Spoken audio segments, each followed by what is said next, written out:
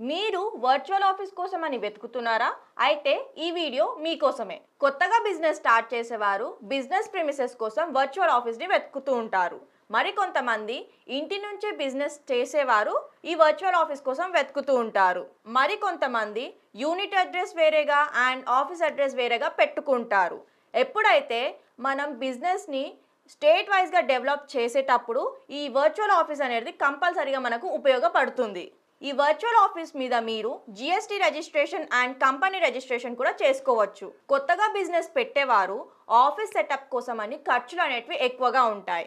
కానీ ఈ readymade virtual office తీసుకోవడంతో మీకు తక్కువ ఇన్వెస్ట్మెంట్లో మీ బిజినెస్ని స్టార్ట్అప్ చేసుకోవచ్చు.